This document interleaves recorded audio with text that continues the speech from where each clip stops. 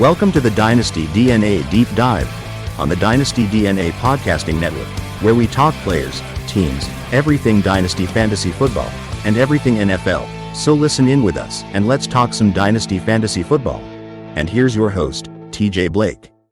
But let's go over to the next team, the Dallas Cowboys, right? It's Jerry's world and Bob's just living in it. And we're going to get to talk about it right now, Bob.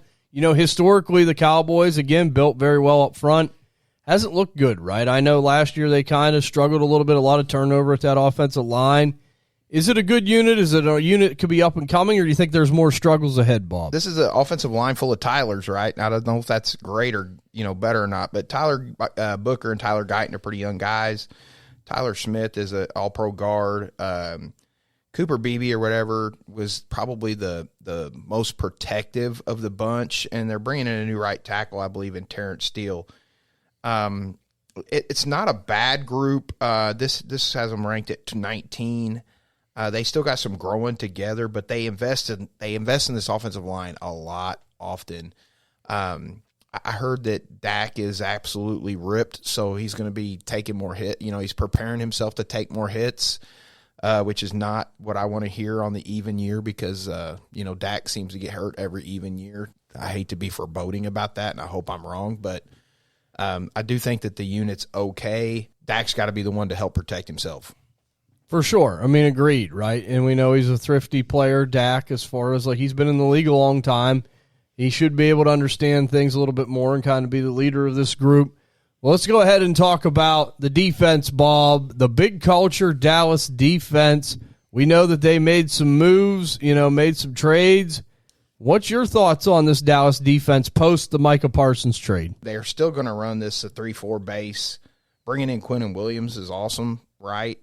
Kenny Clark is definitely a run stuffer next to him. Rashawn Gary's got to get his head out of his butt, but that was kind of like a big acquisition because – you send Micah Parsons to Green Bay and then Rashawn Gary becomes expendable and they go grab him. It's kind of funny that it kind of was like a trade, but it wasn't a trade.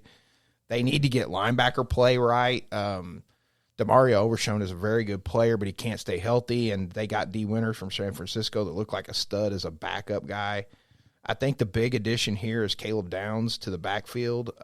If that kind of clicks, it could be better. I mean, we were like ultra green light matchup or whatever last year, right? I think this is getting way closer to yellow than what we would, expect. But it's still one I'm not super afraid of. I think I would rather do I would rather focus my running backs against this team at this point. But I think I'm not afraid of it until I see them kind of stop teams. But like you said, though, Bob, respectably, hey, it has gotten better. Like you said, it was just instant smash start last year, and I think you just got to be a little more cautious. I agree with that. But let's go ahead and talk about Dak Prescott, Ty, a player that you're very familiar with.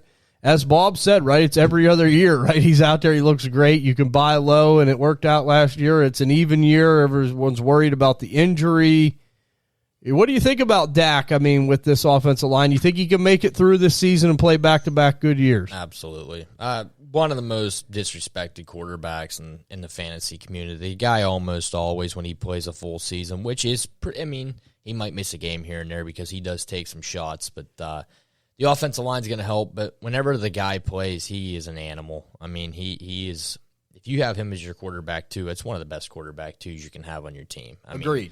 The guy's just... And then now he's got George. George Pickens has been there, and he's looked phenomenal. CD was a little banged up last year. Hopefully he gets back on track.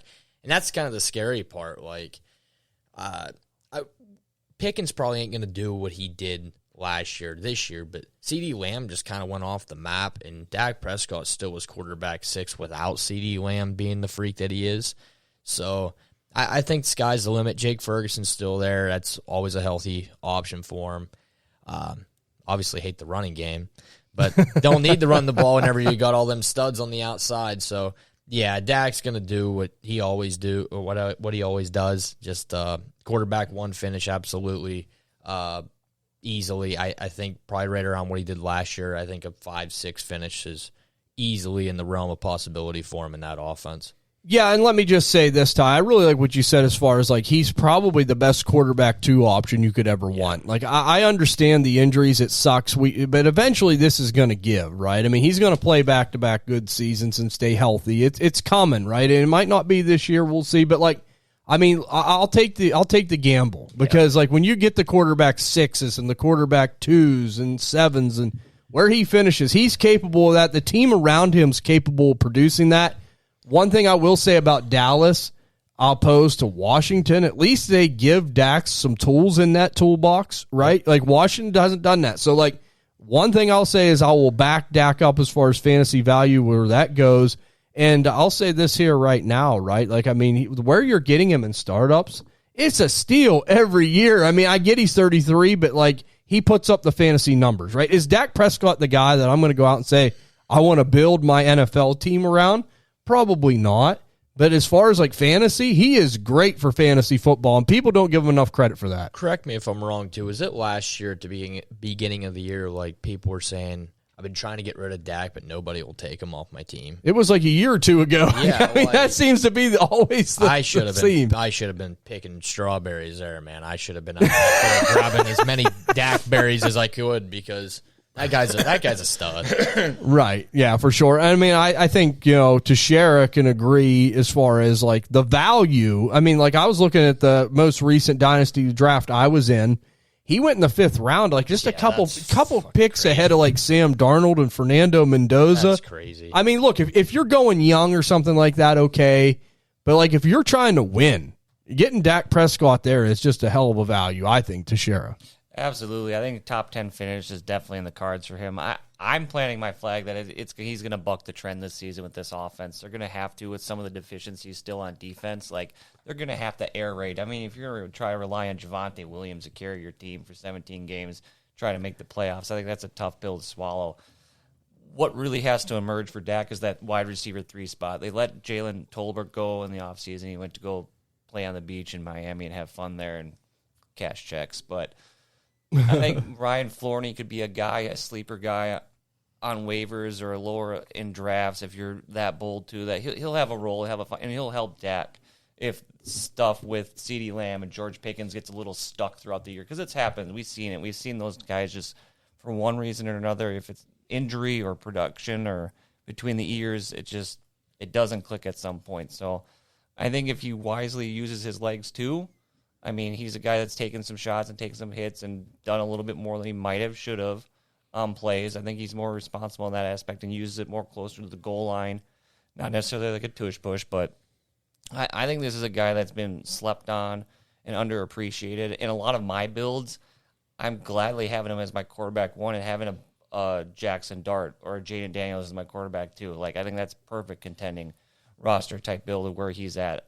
As far as trades go, I mean, I wouldn't, like, sell the farm or, like, 27 capital to get into him to try to, like, put him on your team. But at the same time, he's definitely an asset that I wouldn't be trying to, like, move off and sell off this year. I think this is a guy that you can definitely expect big numbers from again, and he's going to stay healthy. And I think another year with that Schottenheimer offense, I think he's still running the show. I think it should be good. I think it'll be a positive year for Dallas. Yeah, and let me just say, I think the buck stops here with the injuries, right? I agree with you. As Bob said, I mean, he is trying to do what he can to be able to last the season, so that's a good thing. So, Bob, I mean, look, on contending rosters, I think you could tend to agree. I mean, like, I know he's a little bit older, but, like, it's the best bang for your buck, right? I mean, like, this guy always, when he's healthy, is in that top 10 mix. So, yeah, I completely agree with you guys. I really do, and I hope that, the trend doesn't continue. Every time he's played 16 games, he's been QB 14 or better.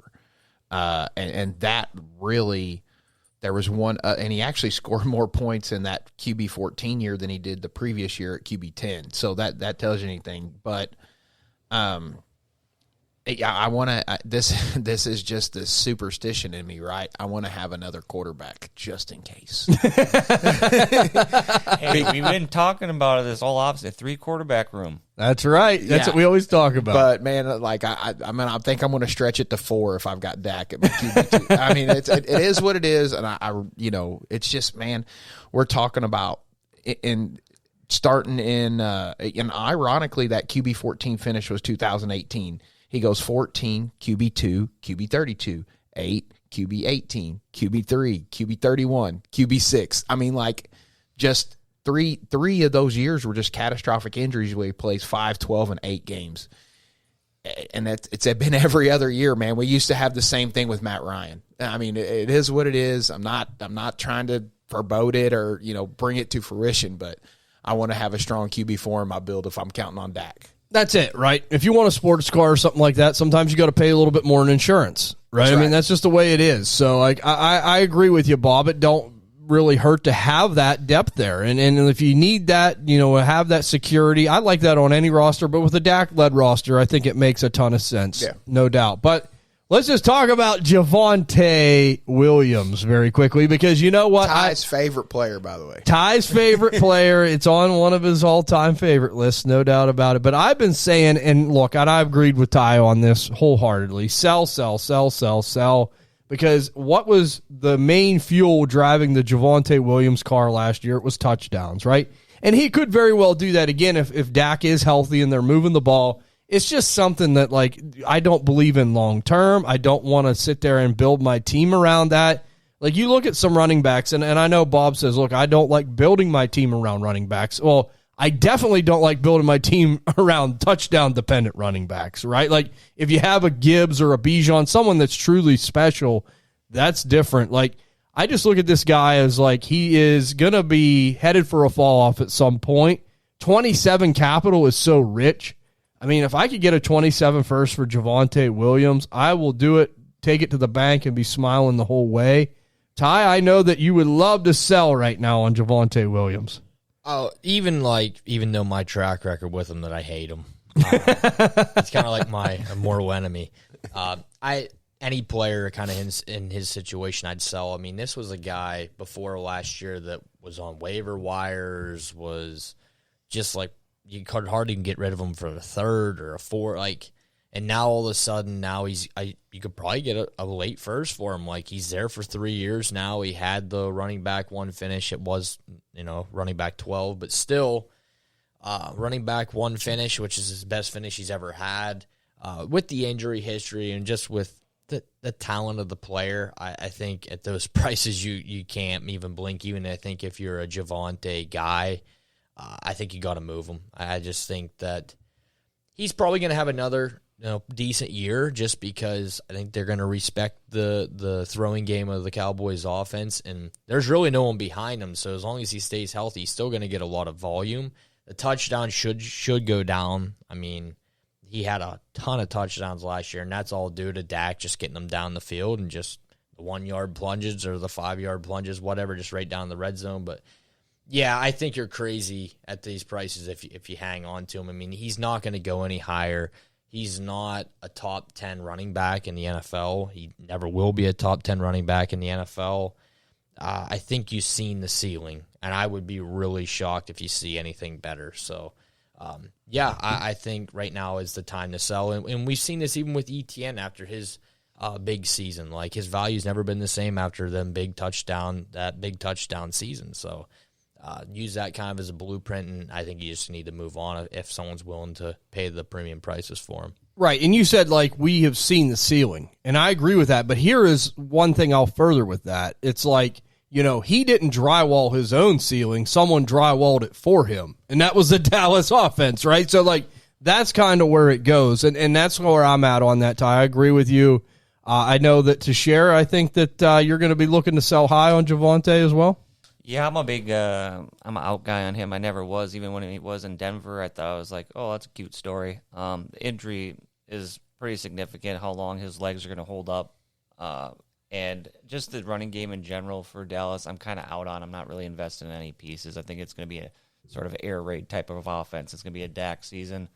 And I can't endorse it any more than that. Like, you just get rid of him if you can, get the max value, because it's definitely by end of 2026, I think it's going to be depreciated, and you're going to be frustrated if you're holding them on even contending rosters and getting less what you could have got for him this year at the start of 2027. And I'll just say, too, he's one of the scariest players to hold on to this season because, and I'm not wishing an injury on him, but God forbid he blows another tire, on the knee, like, his value's done. Like, they'll just say, well, it was a nice ride. Because, I mean, I think he's already blown it twice.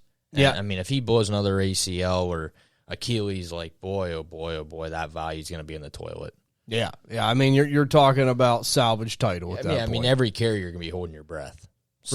For sure. Now I just know, Bob, I don't have to ask. Any running backs for sale? I know that for a fact. But, like, your perspective on Javonte Williams, I think that the touchdown-driven aspect really makes it scary. Am I right about that? So it's funny because, like, I went to look at his stats, and I'm like, man, these guys are talking like he had 18 touchdowns and he only had like 800 yards. I'm like, he had 1,200 yards. I'm going to play a little bit of devil's advocate here. Like, I'm not saying I want him to be my RB1, but if I had him for stupid cheap, I don't mind running it into the ground. Yes, you're absolutely rolling the dice. I don't want to invest any capital in him. Like, I'm not going to go buy Javonte Williams, but I'm not the guy that goes and buys high-dollar RBs anyway. And right now, his cost is too high for me to pursue.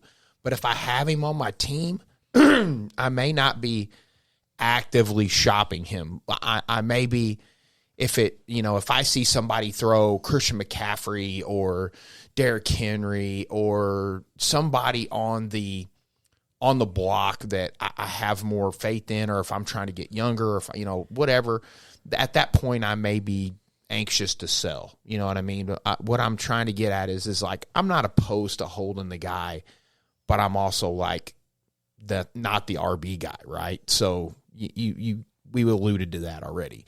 But 1,200 yards and 11 touchdowns, I'm kind of surprised. I mean, I think the biggest problem is he 35 catches. Like, that's kind of lame or whatever for your lead back. If he's like your first or second running back, that's not enough for me. I want more. So even as a cheap RB guy, I'm going to go shop at a different store. Right. And look, I mean, like you said, but like, it's still driven, I think, by the Dallas offense. Like, you have to respect George Pickens and you have to respect CeeDee Lamb.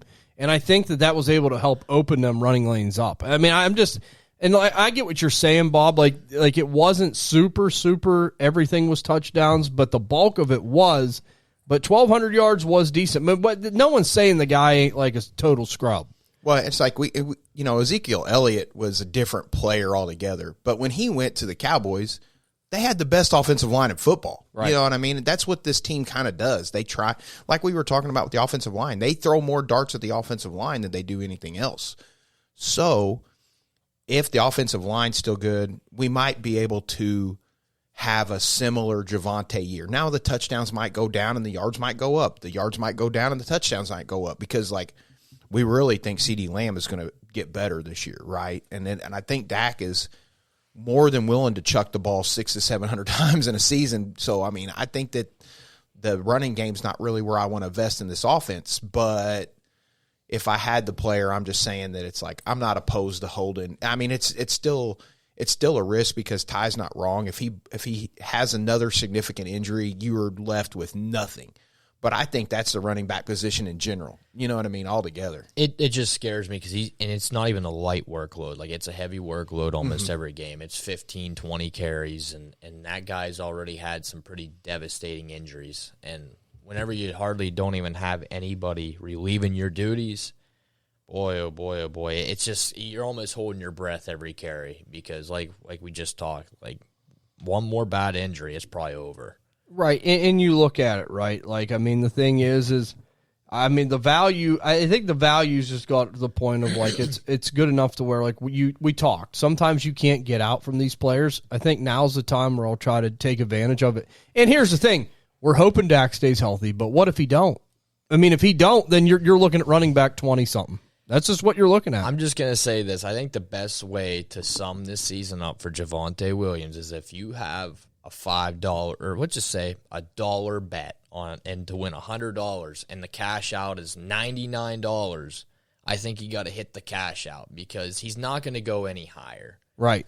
And I think that you're playing with fire to get that extra dollar. You know what I mean? Right. Oh, yeah. So I think if you can, it's time to cash out. But if you have a lot of belief, hang on to him. But it's just, I think you got to have that in the back of your mind.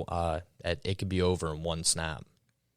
for sure. Tessierja? Do you think out of these guys in the backfield, that anyone could help spell to lower his workload? Is there anybody in that Dallas running back room that you have like an eye on that could emerge as like a potential sleeper value that someone could grab off the waivers or anything that could have any value in that offense? Well, I know there was hope for like Phil Maffa and people like that. Look, it's a long shot. It's really anybody's guess. I mean, look, I will say this. If I had Javonte Williams and I could not sell him for the price I wanted to get out of him and I still had him on my roster, I'd be looking at that wire and seeing who's out there, right? I mean, just add him and just have him sitting there just for insurance purposes. So, I mean, it wouldn't hurt. I mean, not that I'm expecting great things out of whoever's out there, but at least it would give you a body, right? So, just something to keep in mind, but it's a good thought, Tessierja. Let's go ahead. This is a question I want to ask about the receiver room. We don't have to get in depth because we all think George Pickens and CeeDee Lamb could play. These guys are really talented, super uber talented. But I look at it like this right now. I mean, George Pickens, we know what his history is. We know the talent. It's unquestionable. But it's almost like this is how I perceive it, and I want to see if you guys think any different. You're overpaying right now for Pickens, and you're underpaying for Lamb. So I'm more inclined to go for the underpay for Lamb just based off a dynasty principle. And look, I think at some point we talk about Pickens being a ticking time bomb, right? He didn't get the contract. I mean, is something going to happen next year to where, like, if Dak would get hurt, we keep bringing this up.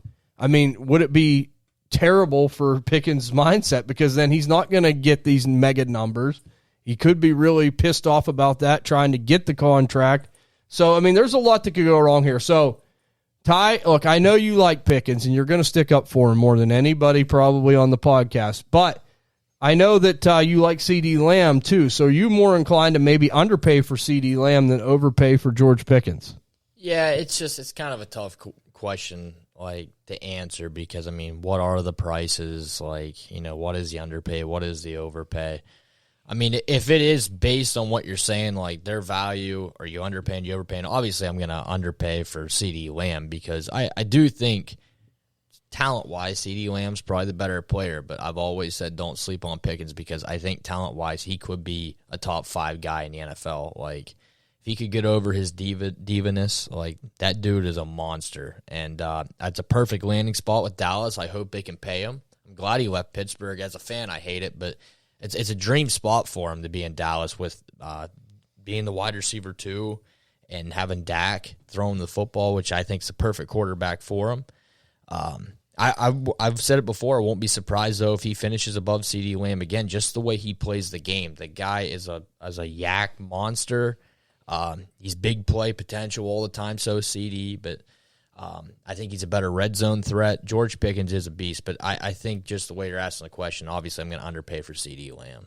I think so, right? I mean, like that's just where I'm at on this. Like, and it's not like you said, Tessierja, you don't have trades sitting in front of you. I understand that. It's just perceived right now what's going on in the dynasty community, right? Like, I mean, Pickens, people that have him want the yacht. I can understand that after the season, and we know the talent is there.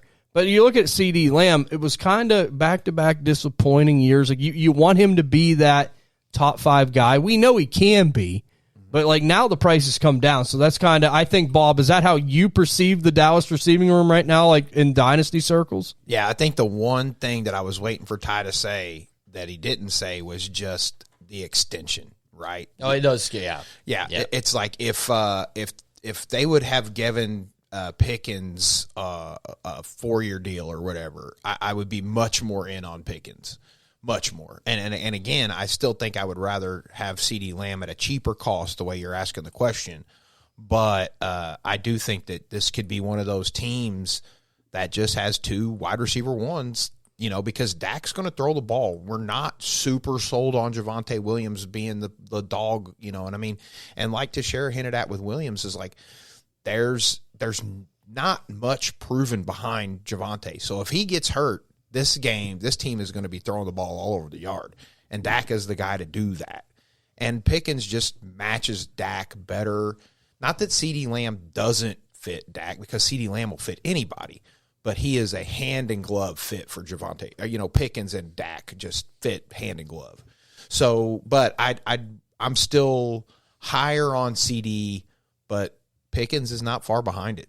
No, absolutely not. And I think that's like where the separator is, though, for like a dynasty perspective, right? Like, I just don't want to pay the mega prices for Pickens. There's too many question marks, and you don't like to pay that for anybody, right? But like right now that Lamb's prices come down, and let me be honest, if someone still wants me to pay the mega prices for Lamb, I'm not doing it because people perceive things differently. Not everyone's the same, but the bulk of the community, I think, is more down on Lamb.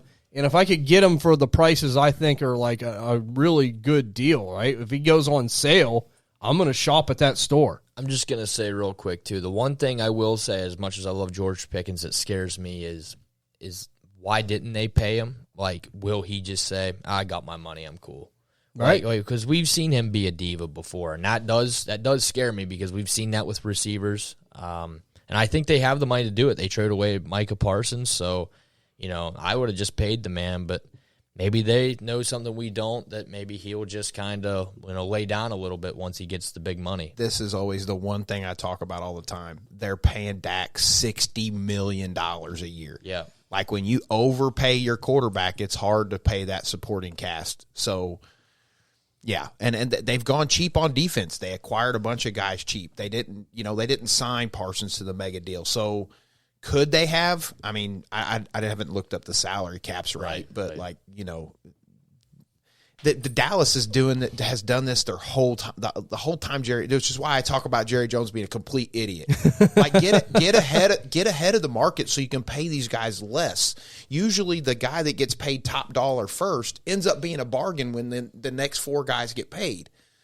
But he's not that way. He's like, oh, you know what I'm going to do? I'm going to wait to pay the most I can later on.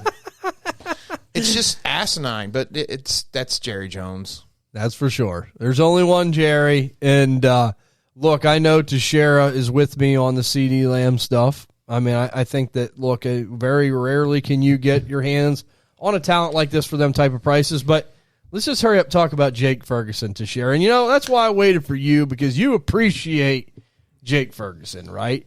And let me just say here right now, Dak loves this guy for the fact that you got a George Pickens, you got a CD Lamb.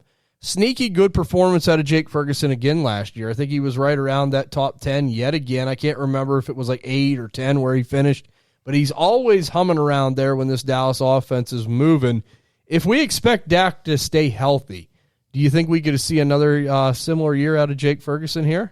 Oh, absolutely. In that offense, I love it for Jake Ferguson. He's just been steady Eddie, consistent. I love the production I've gotten out of him, like especially because in none of my builds do I have him as my tight end 1. Like I'm rocking with him as my tight end 2, and I've been flexing him a lot of time because getting that 10, 12 points is great. And I think the upside, in case if Pickens' head's not on straight and there's bumps in the road this season or Lamb gets hurt again, he'll just pick up where he left off in the season before with that production and that rapport he has with Dak and finding his way in the end zone. I like investing in him this year even more. I think he's going to be a good piece for you in contending rosters in case of one of your big 5 go down, to just plug and play right in week to week and not really worry about it. I think there's not really any knocks on his game. I mean, you'd like him to get more receptions. You'd like him to be more emphasized in the offense, but the role he plays and what he does is good enough where he should have meaningful purpose on your rosters and should be a tight end this year that if there's other league mates around that are sleeping on him, still go after and get him and backfill that tight end room. Yeah, and you look at it, right? I mean, he went on a tear last year from weeks 2 to 9. Like he was just on a roll, and then it kind of got a little tougher down the stretch. But I mean, this guy consistent. And, I talk about flexing tight ends a lot. This is a guy, if you have him as your second tight end, as Tessierja said on a lot of rosters, it's a decent value where you're picking him, and he could be a guy that could absolutely win a week for you or help you win a week. So I like that. But let's go over to the Dallas Cowboys overall record, division finish, playoffs, yes or no, Bob? Does Jerry's world make it back to the playoffs? Yeah, I think they sneak into the playoffs this year, but I still think that they're the second best team in this division. I think that Philadelphia may have a little bit of a rude awakening, but we'll get to that later. But I think that they're probably going to get 10 wins. Let's just go with 10 wins, and they're going to make the playoffs. I think they'll get a wild card. Okay, so Bob says they sneak in the back door in the wild card. Tessierja, overall finish for the Dallas Cowboys playoffs, yes or no? Division, where does it shake out? I'm a little bit bolder on Jerry's team. I got him 11-6, winning the division and making the playoffs. So I think they're going to buck the trend this year. And he'll be up there high-fiving everyone in the press box. All right, Ty. Dallas Cowboys overall record, division finish, playoffs, yes or no? Where does it stand? I think I'm going to get even better. I'm going to say 12 wins, and they're going to win the division and obviously playoffs. So for sure, right? I mean, Bob's sitting there throwing his hands up. He's like, I can't believe this. That's okay because I'm not good at this game. So let me say, right, I have them at 10 wins. I have them second in the division and a wild card. So I agree with Bob. I think that they do get in, and I do think that Dallas bucks the trend with the injuries. We'll see what happens. But let's go to the last team, the Philadelphia Eagles here in this division, Bob. Offensive line in honor of the Fantasy Football Expo. Let's talk about the Eagles' offensive line. So number 2 on this list, so it's not like we got to talk about it too much, but Jordan Mailata, Landon Dickerson, Cam Jurgens, Tyler Steen, and Lane Johnson. The only thing that I'm not excited about is that the guy that was their offensive line coach finally retired. So hopefully whoever was behind him kept this unit together. It's getting older. I think that the end is coming for a couple of these players, but I think that they're still going to be a good unit if they stay on the field. It looks like Lane Johnson and Landon Dickerson both contemplated retirement this year. So if those two guys were to decide to leave, the Philadelphia bottom may fall out. For sure, right? And it could fall out quickly. A.J. Brown departs, right? We know the whole story behind that. This team's a lot of turnover. But I will say I trust Howie Roseman to eventually build it back up, right? There are some teams that you invest in and it just never happens. I think if you still invest in the Eagles, at some points and places it could pan out for you just because who's running the show. I mean, it might not happen this year, but it could happen in a couple years. But what about this defense, Bob? Because outside the offensive line, we know that the Eagles have always built a stellar unit on that side of the ball, but, I know there's been a little bit of departure there, a little turnover. How's that defense look this year? I'm pretty high on this defense. It's not one that I want to put a lot of my studs against. Number one, the running game with Jordan Davis and Jalen Carter being there is ridiculous. And as long as Carter doesn't spit in Dak's face again, he should, be able to play all 17 games. They bring in Jonathan Grenard from Minnesota, Howie does it again, right? Just rape some team, of talent. Not to mention the fact that Jahad Campbell, that a lot of people were high on a couple years ago in the rookie drafts, he's going to be stepping into the limelight for this team. Jalix Hunt had 3.5 sacks or whatever in his last playoff game or something like that. It was dumb, and he's going to be taking over one of those spots. Quinyon Mitchell's good. I mean, it's a very decent defense. I mean, a very good defense. I shouldn't say decent. Seems like it's a step down, but I think that it's one that I'm not going to be excited about starting my assets against. Right, very solid as always, respectable. But let's go ahead and talk about the elephant in the room, Jalen Hurts. And we'll start here with you, Ty. Look, I mean, losing A.J. Brown, this guy we know has struggled throwing the ball. And when you can struggle throwing the ball to A.J. Brown and Devonta Smith, it's alarming, right? They brought in Mekhi Lemon. We'll talk about that later. They brought in another rookie tight end and Stowers. We'll talk about that later. But Jalen Hurts is dynasty perspective and value now. We know the tush push. I mean, that's really what drives him, those rushing touchdowns, the rushing yards. I mean, where does it stand? Is he going to be a guy that could be still another reliable top 8 type option this year, or do you think that maybe we could be headed for a little bit more of a shocker?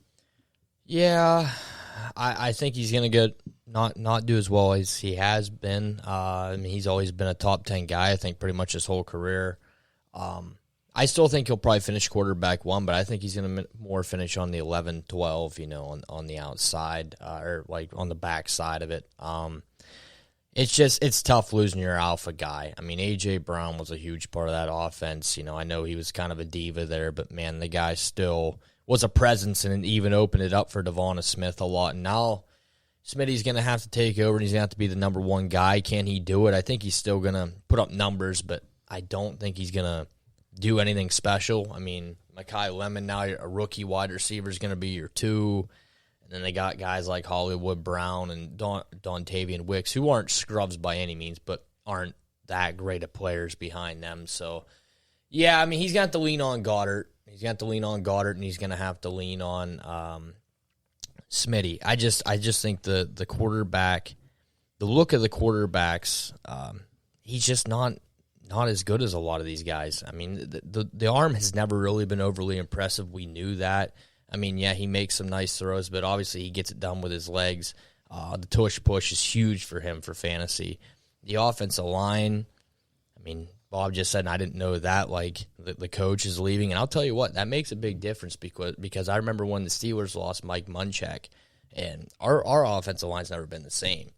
I mean, we could see something different there. They could have a guy up and coming that kind of sat behind him and watched to see what he did. But that's a little alarming to me too. But I've always kind of stuck up for Jalen Hurts, but I'm starting to kind of fall off a little bit because I always said, like, the arm isn't as bad as what people say, but it hasn't been great. It hasn't been great, and he's kind of been the guy to holding this team back to getting back to where they were in the Super Bowl and going on deep runs. Like, they've been losing kind of early in the playoffs, and it just hasn't. It just seems like something's coming with this team where they're going to have to start facing a lot more adversity. Like, it ain't always going to be cherry picking. So, yeah, I'm just kind of staying away from Hurts because I still think a lot of people value him highly because of the tush push. And personally, for me, I think there's a lot better options out there for fantasy to where he's valued at. So, all right, Tessierja, Jalen Hurts, right? Let's go ahead and talk about it. Ty, a little bit concerned, still thinks he's going to be a back-end quarterback 1, but, back-to-back quarterback 8 seasons, and, now we lose A.J. Brown, right? I mean, like, I get it. Like, he wasn't a throwing happy quarterback anyway, but this offense is going to look totally different, as Bob said, and Ty mentioned. Offensive line's going to have a little turnover here eventually. The coach change. How do you perceive Jalen Hurts, right? I mean, we kind of talked about being concerned about Jaden Daniels. Jalen Hurts is 28 years old now. What's your standpoint on him as a dynasty asset, and are you concerned? Are you looking to sell, or are you trying to hang in there? Normally with my veterans, I'd say hold and keep them, hold on to them. But Hurts is one of those assets I'm looking at this year as to come off of, to use those top 8 finishes as being able to gain higher capital in 2027, or maybe tier down to one of these other quarterbacks.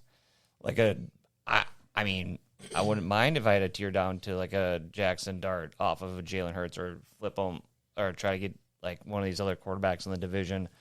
I mean, it just feels like you can kick the sandcastle over so many times on this team by rotating offensive coordinators, rotating personnel in here, and just, I know they're not far off removed from the Super Bowl, and it's not so much a hangover anymore, but it just feels like there's some sort of fog still on this offense in general, where they just don't have like a defined vision of what they want to do. Is it going to be giving Saquon another 400 carries? It's going to be relying on the tush push. Like, all in all, though, it hurts. If he wants to get over this quarterback 8 finish, he has to take his arm talent and his arm ability and bring it to the next level. Whether he can do that or not, I'm not a believer in that this year, so I'd be opted to just move on from him, get rid of the headache, maybe get younger at a quarterback, or just do something else, because I'm just not in on this Philadelphia offense this season. All right, so to share a concern, Bob, Jalen Hurts. Look, I know you said running is not the main tool you want in the toolbox, but look, I mean, you can't deny the numbers are there for fantasy football, but at what points when's enough? Is this a guy that you're trying to sell as much as possible, or you think that maybe we could see a little resurgence? Yeah, so I'm a seller. There's a few stats I just kind of want to run through. So he's never his highest completion total in a season's 352. Now that's okay, but never thrown 3,900 yards. That was the same year he threw for 352 completions. His highest touchdown total has been 25. If this guy doesn't run the ball, he's not an effective quarterback. It is what it is. And I mean, like, that's just how I run my teams. I would prefer to have Goff than this guy and that's just Bob, right? And I'm not saying that a top 10 finish every year his whole career hasn't been awesome, but if this offensive line takes a step back at all, Hurts is going to be in trouble. Saquon's going to be in trouble. This is another team where they've changed the offensive play caller, and like Tessierja was alluding at, like every year they're either a product of their success or they're a product of stupid hires, right? Like they keep changing offensive coordinators because either the guys get poached because they won the Super Bowl, or they do well and they get hired away, or they just pick the absolute wrong turd. You know what I mean? And it's so that they can't get out of their own way. Something's not connecting. So he's just a guy I would be out on, just because it's more of it's a product of his legs to make him successful than it is being a quarterback.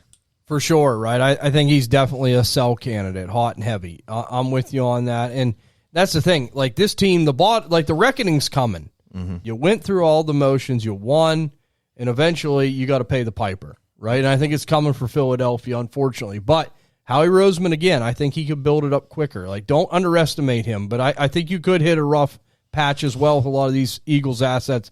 Saquon Barkley, I just want to ask, simple yes or no question out all you guys on this as far as your approach.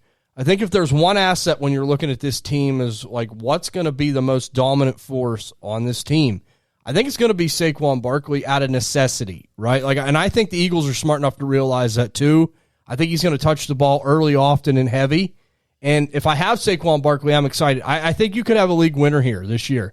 Like, I don't know how far it's going to take the Eagles from an NFL standpoint, but for a fantasy football standpoint, I think as long as the health's there, you're going to have a top 5 finish out of Saquon Barkley. Ty, do you agree with me? Just simple yes or no, and do you expect a big year out of Barkley? Yeah, I can see a top 5 finish. Yeah, I mean, I'm always kind of expecting the big year out of him. I will say, whenever he first went there, I didn't think he would be a top 10 guy, and he proved me wrong. He was running back too, but last year's kind of what I was figuring he was going to do. But I think he'll get back to it. He's too good not to be a top 5 guy in the league. And they're going to have to utilize him. Yeah. I mean, they have to share. I mean, like, I think that, you and Ty cut from the same cloth, building a lot of contending rosters. Do you expect a big year out of Saquon? Yes, absolutely. Okay, so Tessierja is saying yes. Bob, okay. I mean, the offensive line, you mentioned it, turnovers coming soon, but it's still good. They know they have to rely on him. I think just with the fact that A.J. Brown's out the door, they got a lot of young pass catchers there. Do you think Saquon could have that top 5 year, and do you think that it does happen?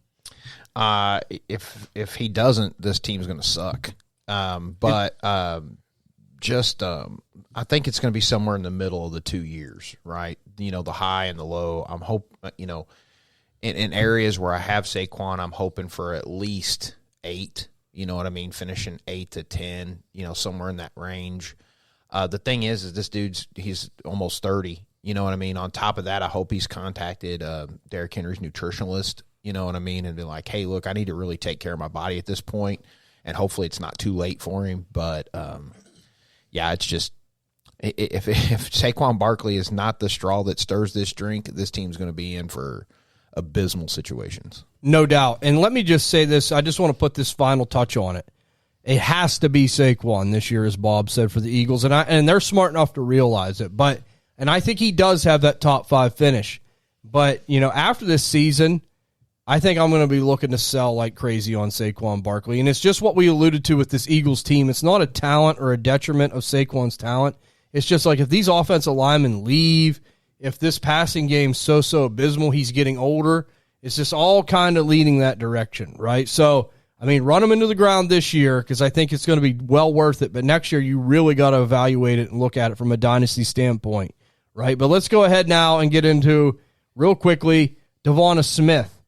Ty, he's the proverbial wide receiver, too. We know that as far as fantasy football numbers go. He did have that one outlier year where he was able to get to the back-end wide receiver 1 range whenever that offense was really humming. Do you think Devonta Smith can be the alpha on this team, and where do you see him finishing as far as overall this year in fantasy wide receiver? I think he can do a serviceable job of it. He's still a great player. He's not a big physical dude, but his route running will make up for that. I don't see a wide receiver one. I think he'll finish 13 or 14, just right on the outside. I just don't see him getting there just because they don't really have much on the other side to help him out. I mean, decent player. I mean, we don't know about Lemon yet, but I don't expect it to happen. Jalen Hurts throwing the football makes it even scarier. Like, I'm not even just saying it's all on Devonta Smith not, having that alpha type build. I think it kind of leans on Jalen Hurts too. Just can he get him the ball enough? I think Saquon Barkley, as we all alluded to, should have a lot of volume and should have a pretty good season. So I'm not saying he's going to have a bad year, but I'm just going to say he's probably going to be more of a 13, 14 guy. So, yeah, I don't think he'll be a wide receiver one, but I still plan on a pretty nice season. High-end wide receiver two. Yeah. I agree with you on that. Tessierja, Devonta Smith, where do you see it shaking out for him? Do you think he could get up to the range where Ty thinks he can, or do you think it's going to be lower than that? Where are you on his performance? I got him in 2026, finishing between 15 and 20. I think he's going to be one of those like elite wide receiver twos. I don't think he cracks that wide receiver. I mean, he's no George Pickens, but he's definitely not someone that's on the lower end of like a wide receiver two on an offense.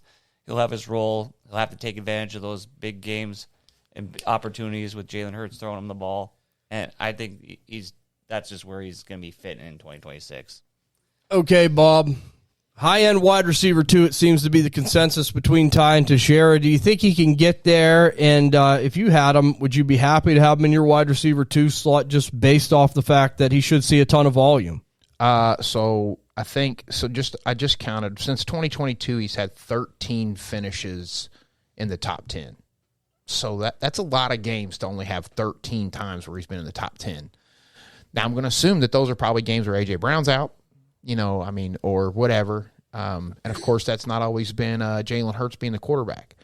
So I'm not opposed to him being a wide receiver 3 on my team. I do think wide receiver 2 numbers are possible, but I think I'm going to try and find somebody else to be the guy I want to count on at wide receiver 2.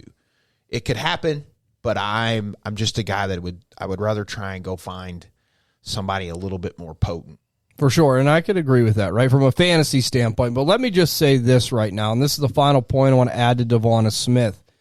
A lot of people are trying to leverage the fact that he's the number one there now, right? You're going to be hearing that a lot from a lot of dynasty owners, like, oh, if you want him, you got to pay X. I'm not paying X. You know what I mean? Like, he just is what he is. Like, if I drafted him and I have him as a part of my receiving core, I'm happy with that. That's fine. But I am not going to go into the perceived narrative like I got to pay this for this guy now because he's the de facto one on this team, right? He just isn't going to produce like that. You don't want to overpay for him, and I'm definitely not overpaying for him. So don't fall into that trap either.